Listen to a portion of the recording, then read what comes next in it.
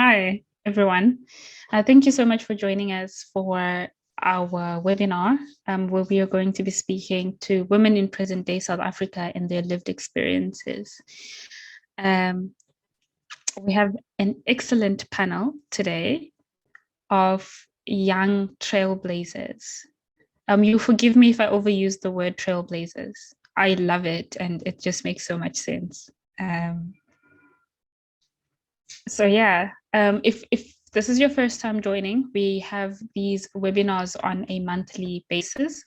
But before we get to the webinar, we have a back to basics workshop where we break down terms or travel back in history and try to understand why things are the way they are or how things got to be that way. And then following that back to basics workshop, we will break down terms and really understand what they mean, because we believe that education should be accessible to all. We then have webinars such as these, where we then speak about the realities or what's really on the ground.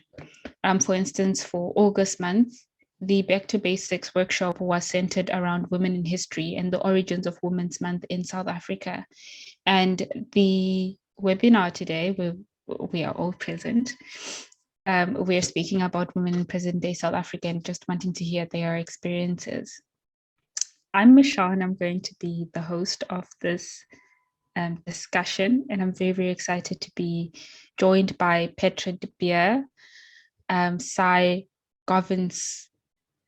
Govindsamy, but I also give each of them a chance to say their name so that I don't butcher them, and Othembele Dyantyi. Sai, would you like to introduce yourself? Yeah, sure. My name is, well, I go by Sai. Everyone calls me Sai, but my full name is Sairusha Govindsamy, and I am a 18, soon to be 19-year-old socio-environmental activist from KZN. I am currently a student, university, I'm a university student. Yeah, and I'm really excited to be here. Thanks, Sai. Othembele, would you like to go next? Yes, of course.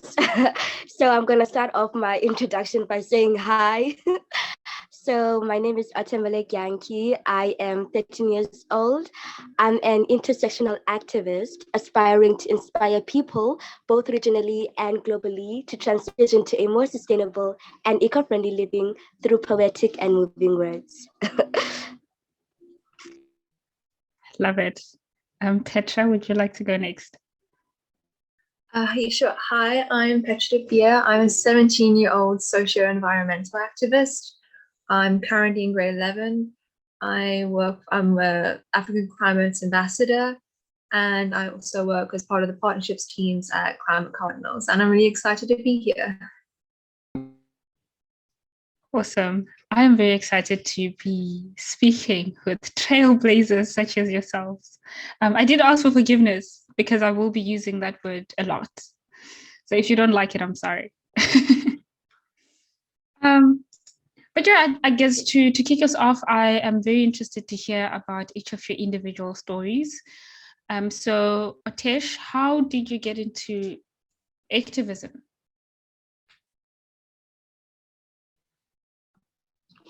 So I started my journey as a climate change activist when I joined Khayelitsha Eco-Warriors, which is a club where we get educated about nature and where it makes us connected to nature through environmental outings where we go to forests and stuff like that. And we also go to climate strikes, and that's where we can voice out our hardships. And I was really inspired by that, and I wanted to create a change in my community. Amazing. That's very amazing. Like any good activism story, it all starts with something very small, you would think, and then it just spirals into this really amazing thing. Pétra, would you like to tell us your story about how you got into activism? Yeah. So when I was a kid, I like found out about climate change and all of these different issues in the world, and I was like about 8, and I just started reading up on it. And as I grew up, I started trying to learn more and more, and I kind of just got fearful, especially at a younger age. I felt like I couldn't do anything, especially when I was in primary school.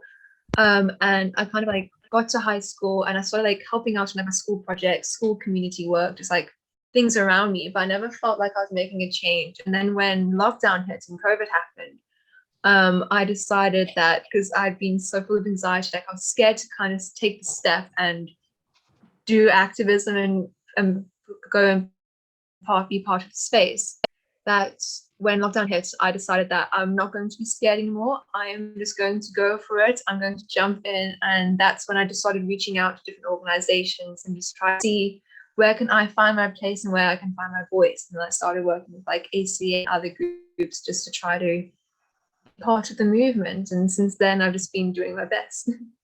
It's amazing. I think when I was 8, I wanted to be a pilot, despite being very scared of heights.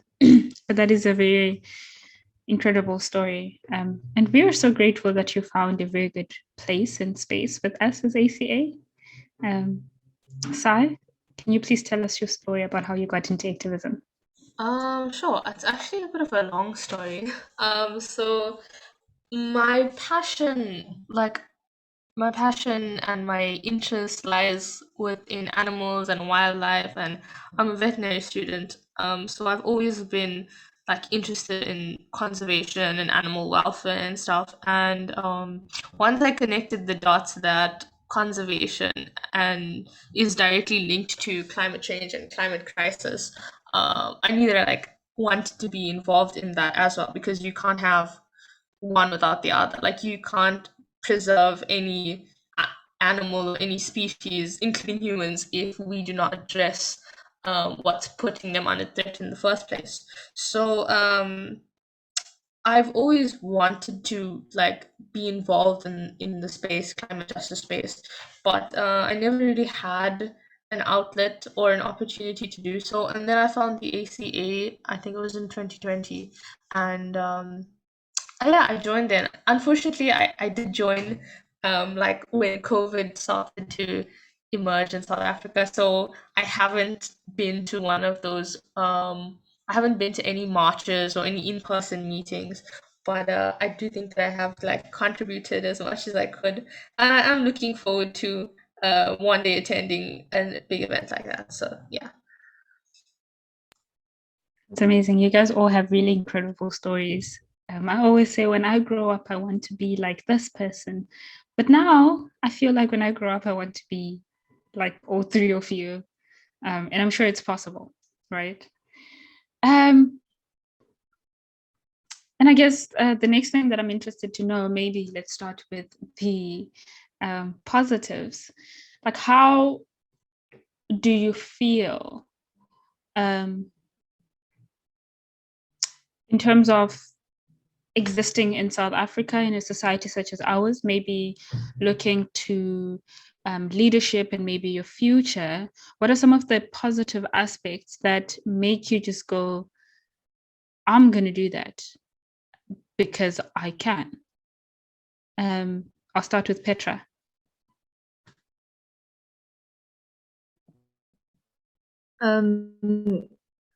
Thinking about like being in South Africa, the society that we are in, and feeling like we can do things is also kind of, it's a difficult question to ask, kind of like what is your drive and things, like where do you find yourself in the future of South Africa, how is it supporting you? But I feel like through growing up, no matter like where I was, it's more of kind of like the close community that I have, not necessarily just like being in the great big wide South Africa. The smaller community in South Africa, they have like the areas that we live in, the people we are with. A lot of them that I've interacted with in the past, even just somebody I saw once or twice, or like my grandmother, who's probably one of my biggest role models, or people that I meet who are super inspiring South Africans. Often they kind of inspired me for my future itself in South Africa. But yeah, it's a difficult question to answer.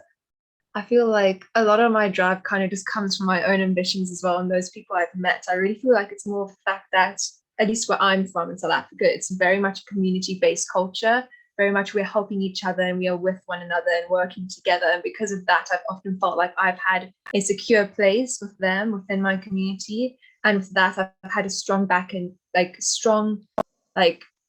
almost like an army, like people to support me as I try to go and create a future for myself. And then in vice versa, I can help support them. And I feel like that's probably one of the biggest positives where I'm from. That's amazing, and it's actually quite heartwarming to hear.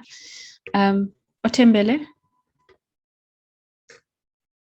The positive aspects that I've seen. I think people are really supportive.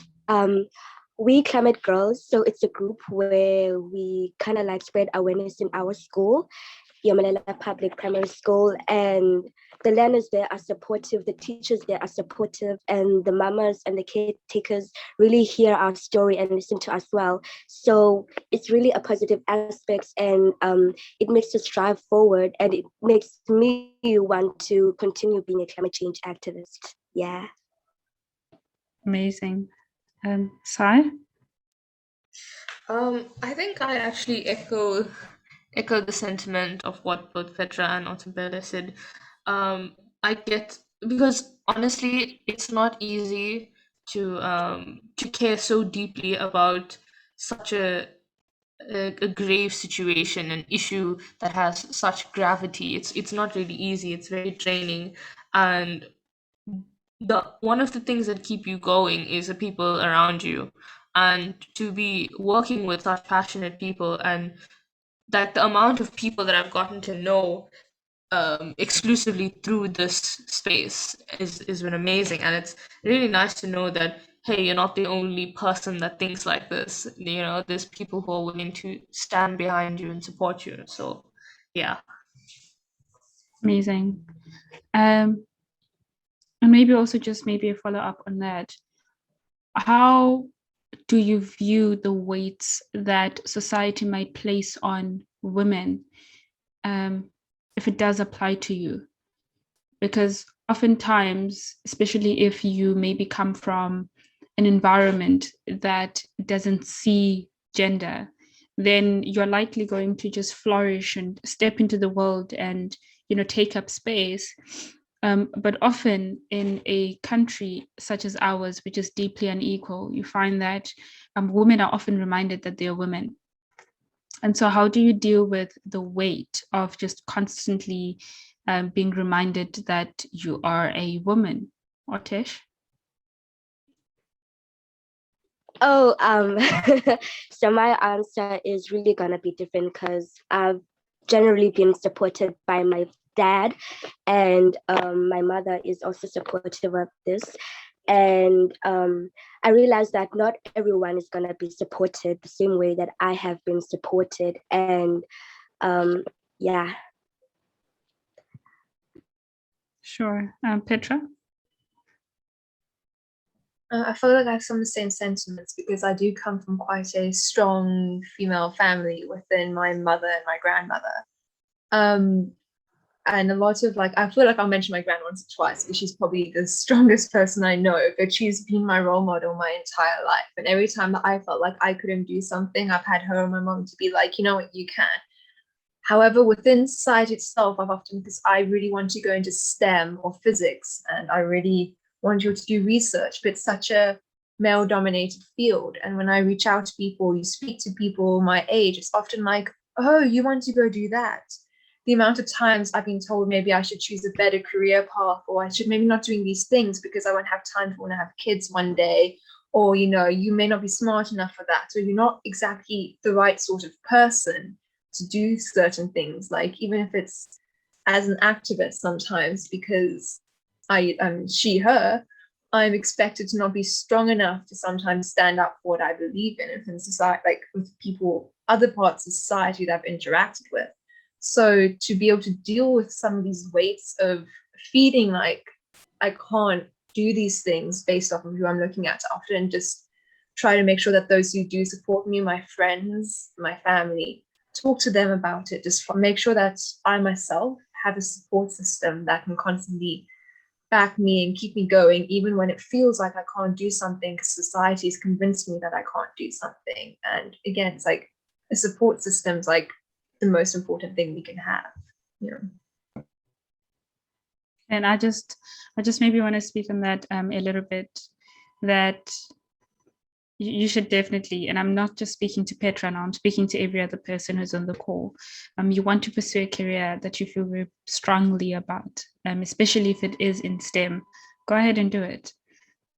Because remember, you make yourself happy first before you make any other person happy. And society, hopefully we are going to be the ones to change that, but society has been built in such a way that it reaffirms each time the narrative that a woman should be second guessing herself because she may be looking for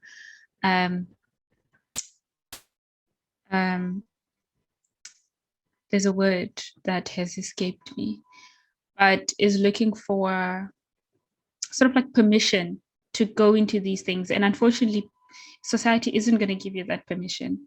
So you just have to go ahead and be a physicist or a scientist or anything that you really set your mind to. Sai, validation. I'm sorry, Sai. Yes, validation is No, definitely the word. Yeah.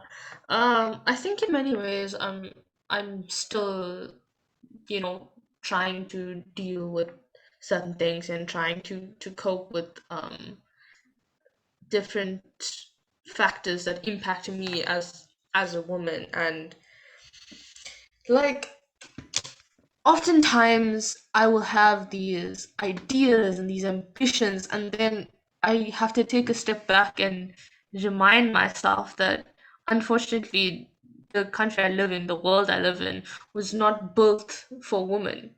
So whereas if I was a man, that path would have already been paved. As a woman, I have to physically dig the ground, put the bricks down myself, and literally pave that way. And it takes a lot more strength to actually pull that off than to walk down a path that's already been paved. So I find myself looking for these resources of strength, whether it's strength from within or strength from the women and loved ones that surround me. And um, but in many ways, I'm still processing. I'm still dealing. I haven't gotten it down yet, and I would be lying if I said that I wasn't affected by any of these things. So yeah. Absolutely, it's constantly work that you have to put in. And maybe just a very quick tip, you might also want to reach out to people who are established in the industries that you want to get into. Particularly if they're women, then that's even better because they can support you and stop you from making some of the mistakes that may have hindered their careers. But it's all in a day's work, not all in a day's work. It's all in a lifetime's work because we're constantly evolving and learning different things. And next, I just really want to speak about and really hear from you guys how you would each address some of the cultural issues that are hindering women, particularly in South Africa. We could be speaking about things all the way from gender-based violence to the gender pay gap to women just maybe not being taken as seriously as they should. How would you address some of those issues? Pétra?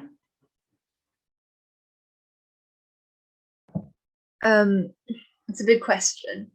I feel like there's so much that needs to be done in South Africa, and there's so many different things that are broken that's helping build these different situations. But I heavily believe in education. So a lot of what we need is more support for, women in education, helping them go through high school and university or primary school, but also taking down a lot of toxic masculinity that's built up in high school, especially seen in boys' schools, that helps build up this idea that causes things like gender-based violence for many people. A lot of these because I've seen it in schools in my area where people go in, boys like 14 years old go in and they're perfectly fine. They come out and they've got so many sexist notions or ideas that they can take what they want, and it's so unhealthy, and it's helping drive this issue of things like gender-based violence.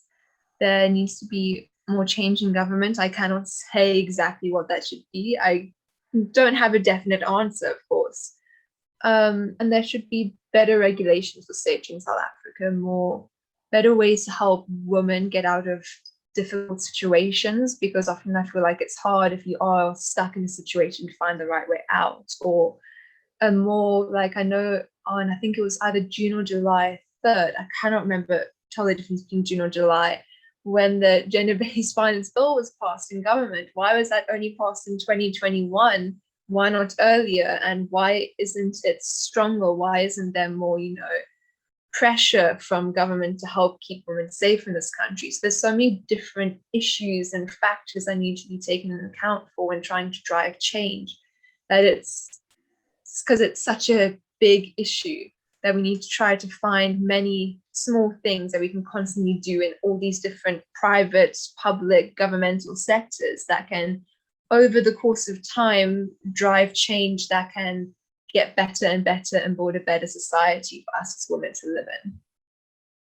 And maybe part of the problem is that a lot of the times government has taken out and taken off the responsibility of them actually being the ones who protect society and ensure that people and women and children and every member of society is protected, and they give it off to civil society organizations because I guess it might be the easiest thing to do, which is definitely something that government needs to be called out on.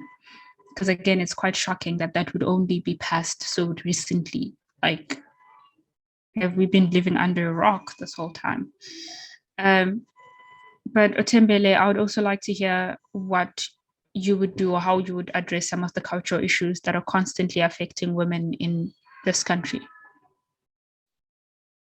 I think I would like to change people's mindsets, because many people think that men or boys are better than girls, and these types of gender norms need to be changed because the world needs to see us women and us girls equal to men and boys.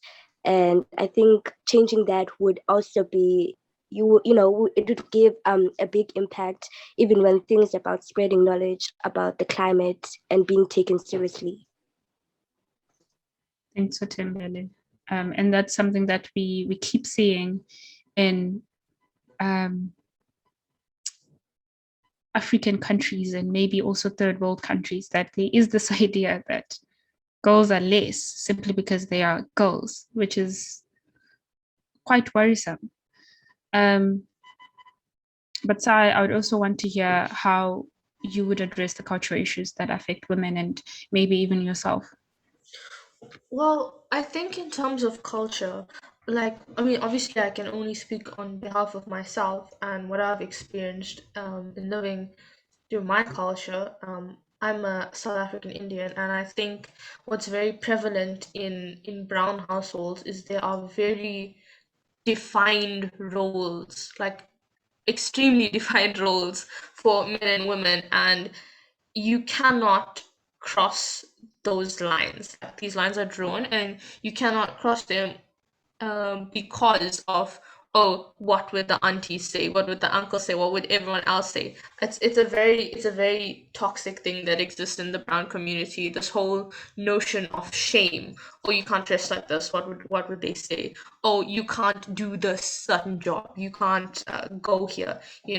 So that's something that really needs to change within our community.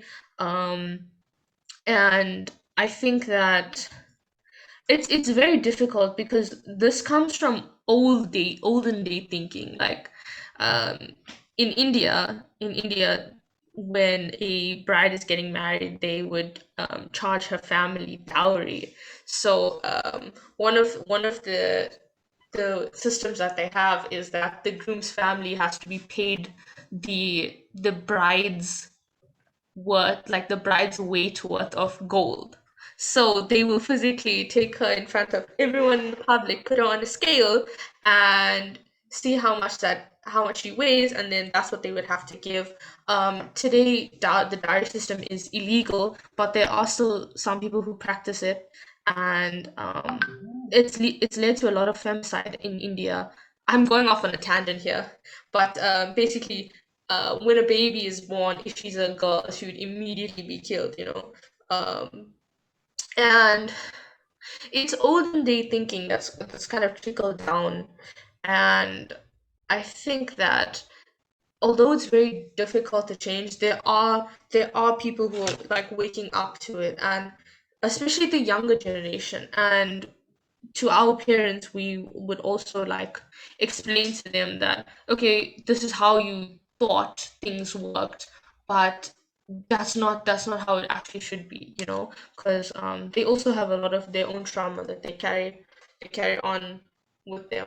um and then also another like thing I want to touch on in terms of culturally, in pop culture we see that there are groups of men who subscribe to the not all men slogan, and trends that call women fighting for equality. They've coined the term feminazi, and these men, they don't want to hear any argument for equality. They see it as an attack, and as an attack to them, because they're very insecure in their own identities, and they're plagued with toxic masculinity and stuff like that. And you just see these men making fun of women for literally wanting equality, and people go, "Oh, men and women shouldn't be equal. They're biologically different and stuff." Yeah, well, that's true. We're not asking to be equal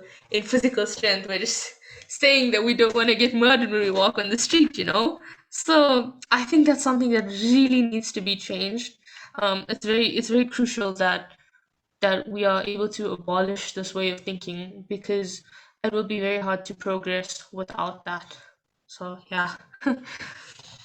Absolutely, thank you. I think you've all said like really, really important things that we definitely need to see happen. From obviously breaking down some of the things that have become societal norms, which are constantly and continuously harming women and children in society. And what a lot of people don't realize is that a woman harmed in society, essentially that harm translates to every other individual in society. So us fighting for equality and literally just fighting for the right to exist and to freely and safely just live our lives allows the next person to do the same. And it's always almost as though when you fight or you call on people, maybe even people in positions of power, to pass such legislation that maybe legalizes it, to harass a person, and maybe even has like harsher fines and harsher consequences, then it's seen as, I don't know, but it's a very, something I would like to go deeper into, and maybe even for a different sort of conversation in a different webinar. But I would also want to say that we do want to get into a Q&A session. So if you do have your questions, please do raise your hand. I will just like open the floor officially when we get to that point, but it should be like in the next few minutes or so. Yeah, and so next, I want to know what society would look like if women were prioritized. In your view, what could society possibly look like if women were prioritized? And now we're talking about their safety and their right to education.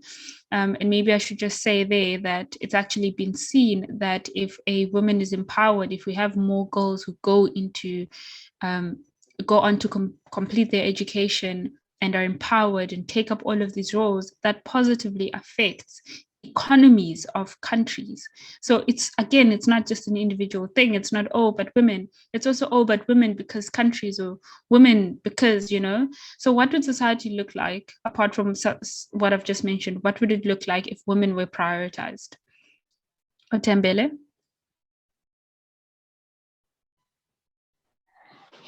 Speaking as if women were prioritized in society, I think things would be different in terms of gender-based violence and our rights given to education. And I think that men wouldn't have this kind of like mental thought that, okay, we have the power, we can just abuse women, or we have the right to be muscular and things like that. And we would have been given a space to, where we can empower ourselves and empower our kids and children and future generations to stay the same. Yeah. Thank you, Othembele. Pétra? For one, there would be free reproductive health care. I firmly believe things like anything like for reproductive health would be more open and sustainable and would be there for everyone to have. There'd be more focus on just things like that so that we aren't left behind due to our own bodies. They'll also like just, seeing women in all these different places in job markets, you'd see how certain like career fields, certain things in like science and others would be explored more other than other focus areas. While society would not be perfect because there's so many other issues out there, I believe that there'll be many more focus on women-centric things. Things like us, wearing makeup or dresses would be for ourselves, except for being seen as somebody else. There'd be more empowerment for us, for many girls to be themselves instead of trying to be someone else so that they can fit the male perspective or the view that they're expected to have in society, so they themselves can, if it was like women prioritized, they would be able to be more freely themselves in society whilst also being safe. And that's some of the things I see happening. Thank you, Pétra. And just after we hear Sai's thoughts, then we just get into the Q&A session. So please ensure that your questions are ready and get ready to put your hands up. Sai? Well, the patriarchy itself is a Western concept and a Western notion. If you look at indigenous peoples, you will see that their tribes actually did have structures. Not all, but there are tribes that had structures where there were matriarchs, and it was a women-led society, and those tribes flourished. Before this concept of patriarchy came, even though there were male-led tribes, before the patriarchy, it wasn't, so abusive. And I really think it has to do, well, it's a much deeper thing, but it really has a lot to do with colonization, and that's a topic for another webinar. But I think that it's not so far-fetched to imagine what a society where women prioritize would look like. Even not prioritize, just given, the equal number of seats at the table. It's not that hard, far-fetched to imagine. I think it would be amazing because, you wouldn't have a case of where people literally have to be afraid every minute and every hour of the day. So yeah, we can dream. That's what we're working towards, I guess. It is. And in as much as it is a topic for another day, it is very important to also realize that a lot of, especially in this conversation, a lot of what we speak about is directly tied to the notion of decolonization and decolonizing some of the views that society has and has placed on the modern woman, which is definitely something that needs to be explored. And now we've arrived. I would want to open up the floor. So if you do have a question for any of our panelists or for all of our panelists, please do raise your hand so that you get an opportunity to ask.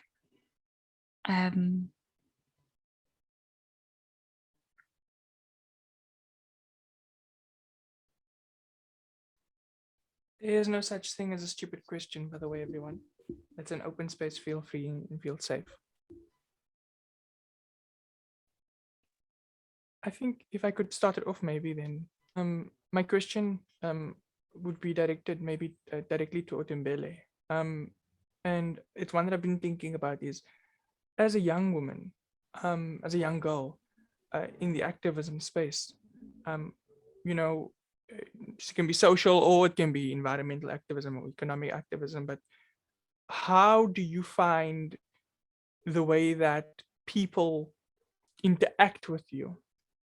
You know, as a young Black girl in South Africa, how is that interaction? You know, when you're talking to people, when you're engaging with them, are you, you know, I don't want to say are you taken seriously, because, you know, young people are already not taken seriously, but as a young Black girl in South Africa, in your activism, how are you perceived?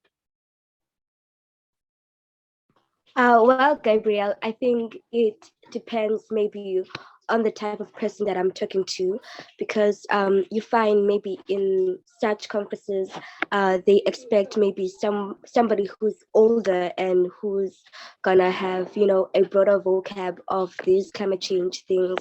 And maybe when I'm speaking to kids in my community, they understand me more and they do take me seriously. So I guess it depends on the person that I'm talking to. Yeah.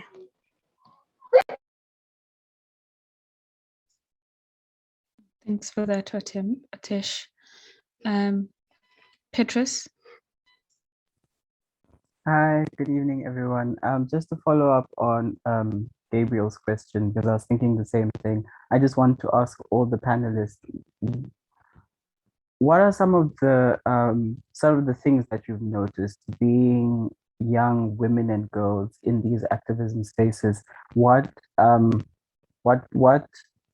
is the atmosphere? How do people perceive you? Do they take you seriously? Because I mean, looking at, for one, in this patriarchal world, women are already not taken as seriously. And then if we're looking at age also, people think that the youth have, yes, you have so much to say, but it's sort of pushed to the side. Has that been an experience for any of you? How have you, and if it has been, have you found ways to traverse that? Have you found ways to make your presence known and like sort of stake your claim in these spaces? Maybe Sai, you can start with this one. I think that's a really great question. I think you've answered it in part by acknowledging that first and foremost, women are not taken seriously. That's the baseline. Secondly, young people are not taken seriously. So when you mix those two together, what you get is a group of people who are often sidelined and almost mocked, you know, for trying to occupy a space. I think that you and this stage wouldn't be living on your student account. Hi, gosh, I forgot what I was saying. You just have to excuse me there. Okay, you can come back to me. I think you were saying something about by acknowledging, and then you spoke about women and girls being mocked. Yeah, we're not taken seriously, like on the whole, and you mentioned like how would we traverse it, how would we navigate that kind of situation. I think that as a woman, regardless of what you do, society will have something negative to say about it. If you're quiet and you're not outspoken, or you lack confidence. But if you're too confident, she's overbearing, you know, she's bossy. So I think that just do whatever you want to do. If you want to be heard, if you want to be seen, then just be unapologetic about it.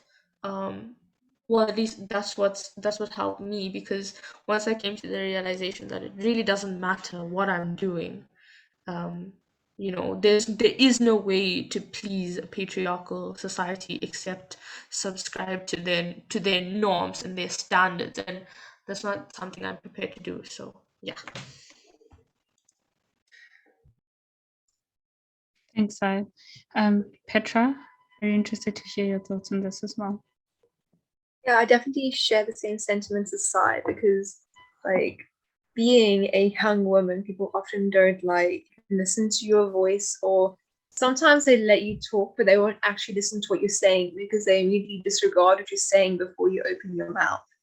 And whilst in the space itself, at least with the groups I've worked with, it hasn't felt as like seen as that. The more you kind of leave or go out more into the society or deeper world as an activist, you feel so much more like you are a young female. You're no longer an activist. You're labeled as that for an activist.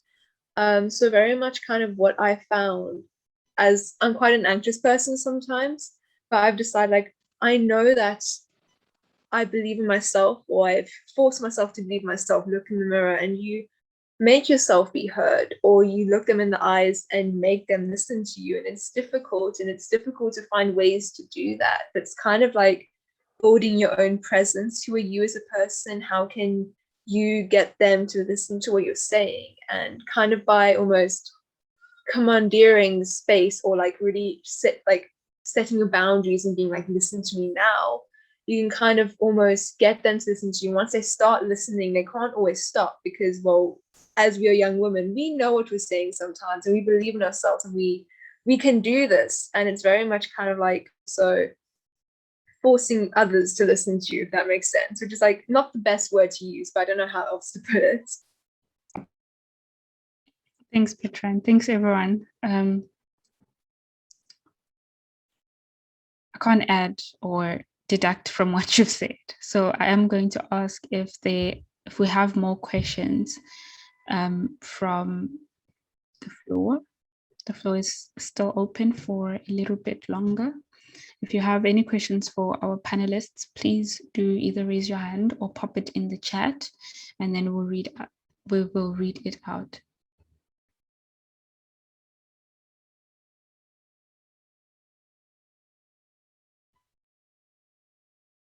And maybe while I got a private message saying that in your experience and journey as an activist, I'm not sure who it's directed to, what was a moment that inspired you to continue? I'm not sure if, I think maybe that can be, anyone can pick that one up, I guess, since it wasn't directed to anyone. Everyone can take that up, I guess, because I'm very, very interested to hear the answers to this as well. So Gabriel, can you please just repeat the question for us one more time? No problem. It says, in your journey and your experience as an activist, what was a moment that inspired you to continue? So I'm assuming it's like, out of all of it, as a young female activist, what was the moment that made you push forward and continue doing it despite the challenges ahead? Sure. Petra, would you like to start? Yeah, sure. I don't know if there's like one specific moment, but I feel like there's lots of different moments that you're like, oh yes, this is why I want to keep doing this, or yeah, oh yes, I want to keep striving forward. And whilst I think most of them are also specifically with the people that we work with. It's like these small moments in space that really make you feel driven. And it's like with Gabriel, Sai, and Michelle, like you guys are absolutely incredible, let me say. And whenever we're in a meeting, I always like, especially in the beginning, I'm quite a silent person sometimes. I feel just like it's so inspiring just to see you guys work and take up space, and it makes me feel like I also want to kind of strive and do like you guys do. It's like that is in so many different spaces, seeing people around you or working with them every single time itself is inspiring. And whilst I can't specifically highlight one moment where I was like, oh yes, it's exactly what I want to do, I feel like every single meeting with all these incredible people, there's always some take back from someone that you get where you're like, yes, just like, yes. I can relate. I always get this answer like, when did your activism start? And I'm like, I don't know, I've always been an activist. But Othembele, would you like to tell us or to answer more on the question that was asked? Yes, so what inspired me to become a climate change activist? I think it was the moment when I first learned about climate change. I was so amazed with the information that I'd got. I was like, is there such a thing as climate change? Oh, it actually affects my community. And there were so many things that I saw that could be part of the solution, and I wanted to bring a change in my community. I wanted my community to be sustainable and to live a greener and more inclusive future. Yeah. Amazing. Sai? I think for me, it was, well, it may sound very dark, but coming to the realization that if I don't, like, I wouldn't be able to live with myself if I did not actively participate in the space. It's like my conscience wouldn't let me. I don't have the ability to, just turn a blind eye. Um, and the knowledge that unless we do something, we're practically doomed. That's one of the things that keeps me going. But on a more positive and light note, I think what's what I really enjoy seeing, and what really, really motivates me, is seeing that I've made an impact on someone else. Um, and it can be like the littlest of things, like my friends uh turn down plastic straws at restaurants. Like, it's not really much. It's not really doing much for climate justice itself, but that kind of awareness is really motivating to see. Um, I enjoy telling family and friends about what's going on, what they themselves can do differently in a personal capacity. I like making sustainability accessible to the people around me, and it's very motivating to see them, listen to what I'm saying. Like from my family, the older people in my family, they listen to me, and that's very, like, it's very reassuring. So when I feel like I am making actual change, even if it's in the smallest of ways, it's really motivating, and I guess that's what's kept me going as well. So And it also just does something to you when you've been preaching this one thing to family, and then they eventually go, okay, but maybe we can turn down plastic bags. You just like feel this sense of accomplishment. I'll just give like 30 seconds for if anyone has another question. Not a question, but a quick joke about when you said turn down plastic bags. But then what will we use everything else in our house for? What will sit under the cupboards in little triangles? the plastic samosas. We can maybe try making fabric bags that we can still fold into little samosas. The solution for all Can't of live these. without the samosas. No, we definitely have to have another alternative. If there isn't any other questions, I would also like to propose a question to maybe the panel, and Michelle, if you also want to jump in. Have you had an experience, or have you experienced microaggressions from women within your activism? Because I know that a lot of women, I mean, I guess every woman to a certain extent, has to deal with a lot of internalized patriarchy and internalized misogyny, and the levels at which we see that manifest is very different. Some people have come to the realization that the patriarchy is whack, and other women still subscribe to that, and they're very ardent in their beliefs. So have you ever had an experience like that when dealing with another woman? Or woman, yeah. Pétra, would you like to go first? Yeah, okay. I feel like I know definitely there's been much more said not in front of me, but I know I've definitely experienced it, especially in like within circles and stuff like that. Being told that I will never get a guy to like me with such a strong opinion and voice, or being told that like if I am being such an activist and having such a strong voice, then who's going to want to hire me one day? Nobody's going to want to take me as a woman being opinionated, or being told that as a woman I shouldn't have such a strong opinion. I shouldn't be standing up. I shouldn't be doing these things. But I've also been told by one or two with a lot of internalized misogyny that there's no point for feminism anymore. I am actually making it more difficult for women by trying to stand up and build a voice, and I am doing the whole idea that I myself shouldn't have a voice or being taking a stand. And I know there's definitely a lot more that wouldn't be said to my face. And it's often quite difficult to see and experience because I know that internalized misogyny is something that we all have to a certain extent.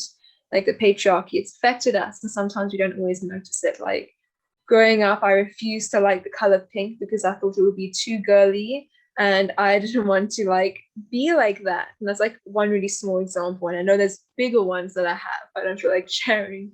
It's just small things like that, and it's like experiencing that because I have an opinion, I shouldn't be having one. It's really difficult to listen to because I know that if they didn't have this internalized misogyny, they would also be taking a stand because they do have opinions. They just feel like they shouldn't be allowed to share it. And it's often sad when you experience these things.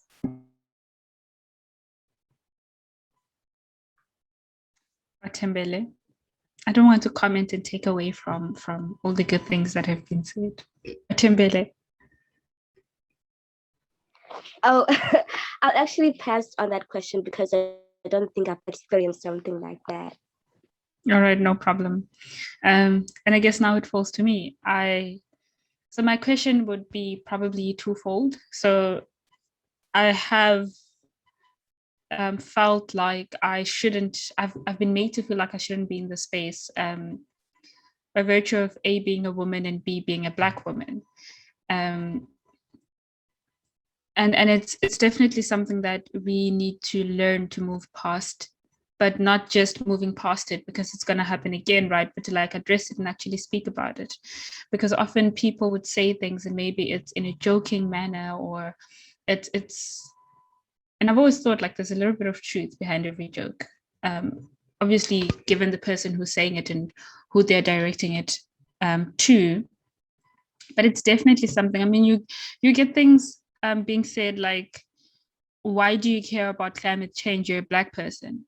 Also because there's been this narrative pushed that environmentalism and worrying about and caring about climate change is for white hippies who walk around without shoes.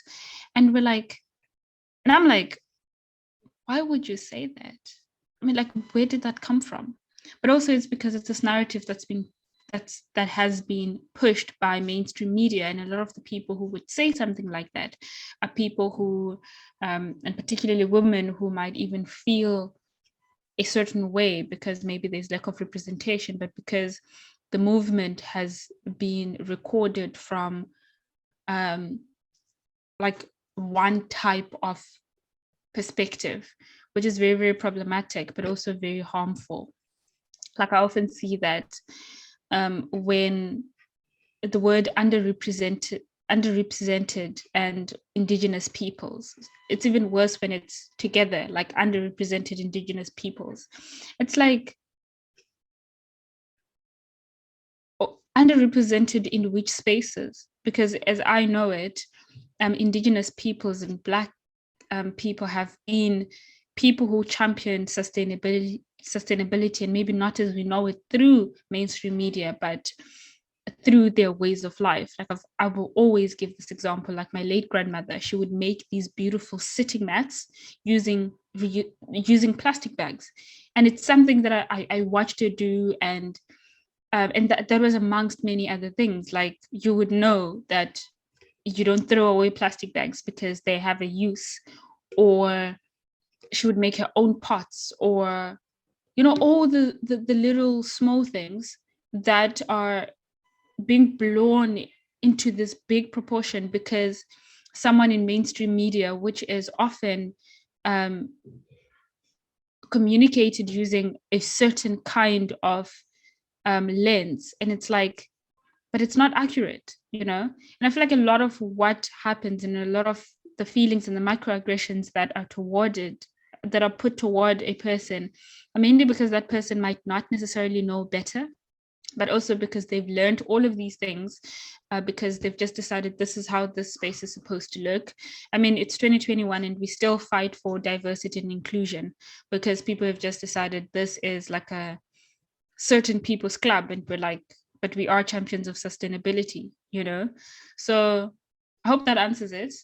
And I also want to throw the question right back at you, Sar. I think, yeah, I just quickly want to comment on what you were saying about your grandmother. Like my grandmother too, you will get smacked if you throw away a plastic container. There is no throwing away that plastic container. I promise you, it has 100 uses. Nothing goes to waste in my grandmother's house. She has her own compost. She recycles in her own way. Maybe she's not taking the recycling to the recycling bin and posting about it or something. She does it in her own way, and I think that's really special. And I love the way you described the champions of sustainability, because I think that's so true. Just excuse my dog in the background Okay. there. I think in my own experience, I have seen, well, with women, it's one thing having to deal with men, and I think it's more painful having to deal with this kind of aggression coming from women. Um, to have someone so blindly ridicule you and tell you that what you're doing is wrong, and you won't find a place in this, you won't feel loved, you won't achieve anything. Like I said, it's one thing to be torn down by a man, but another thing entirely to be torn down by a woman. And I'll give you an example. Well, none of this, an example of how women are actively tearing each other down. And so I think I was in res, and we were standing in the corridor. It was just a bunch of girls and a bunch of guys, and the boys got out a water bottle and they were playing, like, what's it? Yeah, that bottle flip game, right? And then we were just standing around, and one of the girls were like, "Yeah, that's why like guys just get along so easily. They don't ever have any problems. They don't fight like girls. So I can never be friends with girls because they're always so petty." And it's like in my mind, I'm like, yeah, it's very difficult to navigate, and it's so sad to see, the toxicity from other women. But I do think that, we can work through this together. Hopefully more and more women, are coming to that sort of realization. I know in my capacity, I've definitely changed a lot from the person I used to be. When I was a bit younger, I used to think, oh, women dressing in certain ways are like this. I had these conceived notions about the way women dress, the makeup they wore, the way they talk, the way they, just the way they carried themselves. And a lot of that wasn't from my own mind. And once I realized that, I was able to work through it. And that's why I think there is still hope for that. And I think that, we should really be supporting each other. But I also want to thank Pétra and Othembele for sharing that. I know I didn't ask you an easy question, so yeah. Easy. What? But yeah, that was a very, very difficult question to sort of get. But I do want to also just remind the floor that if you do have a question, you can raise your hand and we will direct it to our panelists. And Pétra says appealing to the male gaze is such an enemy of progress. And it's so true, because then girls can never really be friends with girls, because girls are instantly fighting each other and constantly this and constantly that. But that's simply because it's a view that's been used to isolate certain women. And it's definitely detrimental to the movement. And I do have, so if no one else has a question, maybe you do, I do want to get your thoughts on what your story has been that thus far. That is the English running away. What your story has been what has your story been thus far, and where do you see yourself and your work going? Pétra, sorry. Thus far, my story, it's been topsy-turvy, as all things go. I've often very much, as a STEM student, I've always seen within where I fit with climate change and stuff like that to be very STEM focused. Like, I must admit, when I was 12, I think this is my first climate change kind of project thing, but I made electricity out of algae. I went and grew algae in a container and I made electricity out of it. And since then, I've been obsessed with kind of the science side of climate change. And that's what's kind of going to go into my future, my story in the future as well, is finding this future and how can I help climate change once I have more knowledge on the science to be able to make those big changes. Because right now it's what can I do as a 17-year-old grade 11? What can I do last year when I was grade 10? What can I do with the skills I'm equipped with? And my story has always been one depending on the situation I was in at the time, the skills I had at the time. And I very much hope that in the future I have the ability to make a change in that kind of environmental groundbreaking science route and try to make either better energy or better ways for us to look after biodiversity or something. That's where I hope to see myself. And that's where my story right now is working towards getting there, because I need to put the effort in right now in order to get to study it and get into a place where I can do those things in the future. So it's very much kind of just constantly trying to find myself over the years and where do I fit in. So yeah, the story is not complete and it is still continuing. It's only just begun. Othembele? Oh, may I please ask what was the question again? It's okay. So what has your story been thus far, and where do you see yourself and your work going? Oh, so my story thus far, I'm a student at Khayelitsha Public Primary School, learning about climate change while also learning about the subjects that I learn at school. And I see myself in future being a minister of environment.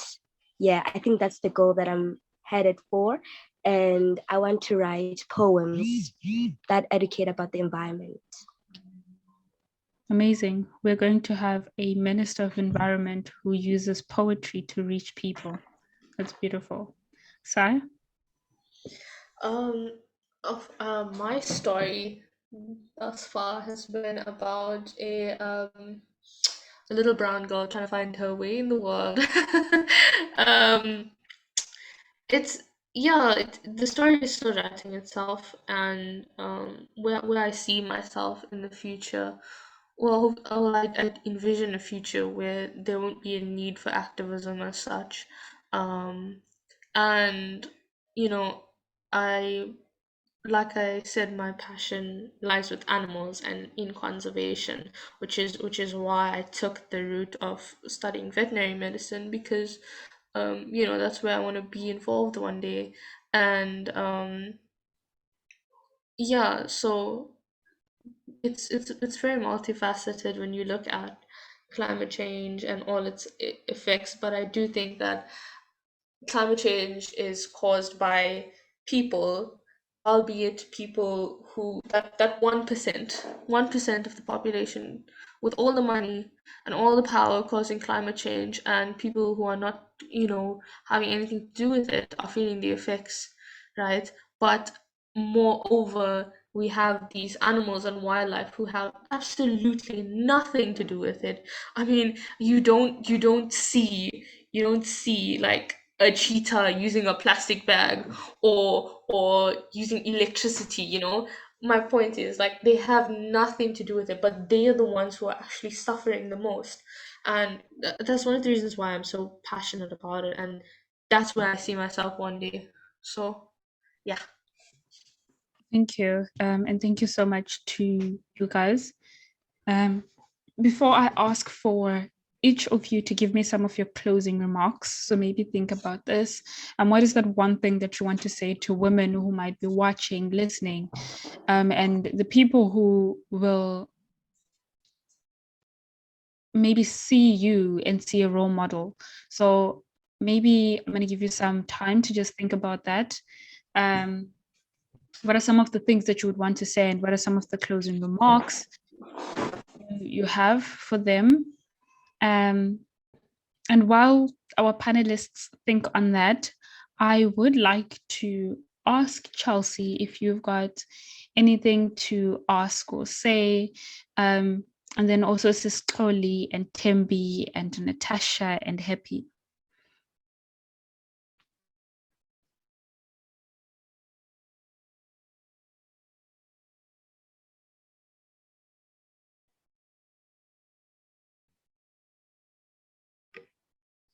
Just a reminder that we will cut your voice out if you are not necessarily comfortable with it being put.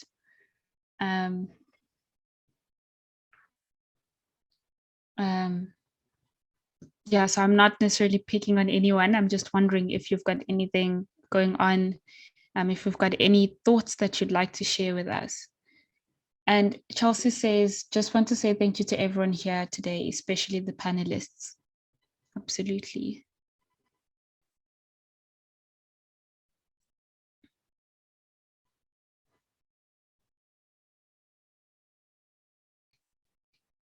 Is there anyone else who would like to say anything? Maybe Derek. Happy, please. Thank you. Mitchelle, can you hear me? Yes, I can hear you. Thank you so much. From me, Biwi. My apologies for joining late. Otherwise, I'm grateful for this very special webinar. Let me share the feeling of compassion and the partly of that sorrow. My previous speaker has said that the saddest side of climate change is that is caused by 1% people. So that's really very sad because all the remaining people, all the remaining creatures have to face the consequences caused by this small group of people. So that's the saddest point of all this strategy. So maybe we have got a big task to look into it. Otherwise, a woman is the person who is finally faces the largest pain of it. When we come to the poor setting of our locations, we see women waking up early looking for water. We see women waking up early, maybe looking for food. So these people are the ones who are also, when we check the rates by the population, actually by people now, who divide it later, that women becomes the heaviest hit group of people when it comes to climate change issues. So really, we have to see how really we have to approach the climate change programs and activities, because really this is happening. It's not something that will happen tomorrow, but it's really happening. The action is really needed right now. So really, it's been a great webinar. Thank you so much, Chair. Thank you very much for sharing those sentiments. We we also have Chelsea says the conversation has been extremely inspiring, especially since the panelists are so young. It really gives me hope for the future. Tembi just wants to say thank you for sharing your stories. And then I'm assuming it's Henna. They say the panelists' stories were so inspiring, and they really were. And a final word from our panelists. What is that final remark that you would want to extend to the next person who is listening to you, maybe even looks up to you, maybe doesn't even know you exist? What is that one thing that you would want them to know? We'll start with Othembele. I'd actually want them to know that they should continue, doing things that would lessen the effects of climate change, because I'm more on the side of spreading awareness about climate change and wanting people to make a difference. So they should do small things at home, like planting their own vegetables, composting their own organic waste, and reducing the usage of water. That's what I can say on my side. Absolutely, that, yes. Pétra, do you have anything that you would want to say to people, like your final remarks? Strive for your passions. Honestly, everyone is a pioneer. You are the pioneer of your own life. Find what you believe in, what you want to fight for, whether it's your future, what you want to do one day, and the environment, society, going against the patriarchy, if you want to fight against inequality, if you want to fight for education, whatever you're passionate about, strive for it and just go for it, because it's not going to happen unless you make it happen. And every single person has the ability to make their dreams happen and fight for what they believe in. So all you have to do is start. It's the most difficult step of it all, is to start, but everyone's a pioneer. And whether that's be, if you want to go become and help the environment, you can start small, start within your own community, planting trees, doing things, and just do what you feel is best for yourself when you're starting your journey as well. And just go for it, Thanks, Pétra. Sai? So to anyone who's watching this and listening in on this, I hear you. I feel for you, and I stand with you, irrespective of what you're fighting for. As long as, as long as you're passionate about it and you're doing it for the right reasons, then yeah.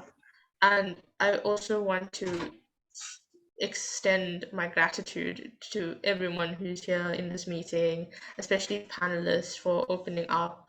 I think being here in this space at this time has um, given me that extra boost that I needed, because as a woman, surrounding yourself with other powerful women and allies who you know allies who believe the same things that you believe, it's very empowering. And yeah, thank you guys. And with that, we unfortunately come to a close. I'm a bit sad because I want this to carry on, but we unfortunately have to come to a close, and I do want to extend my thanks to every single person who made time to come here and listen to us speak and just have conversation around the experiences of women in South Africa, even greater because we heard from young women in South Africa. I do also want to extend my gratitude to the panelists who agreed to be in conversation with me today on this topic. So thank you very, very much. And thank you to everyone who participated. You will find in the chat that we have some of our information, so where you can find us.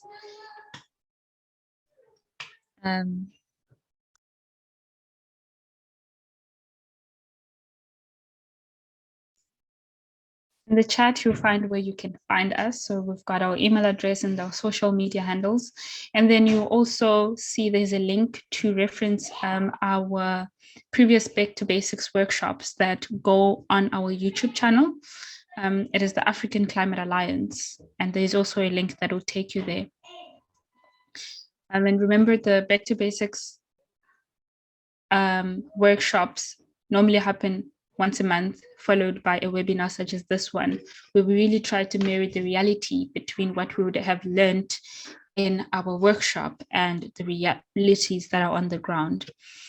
And with that, I would want to say thank you once again. Please do come to our next webinar and workshop.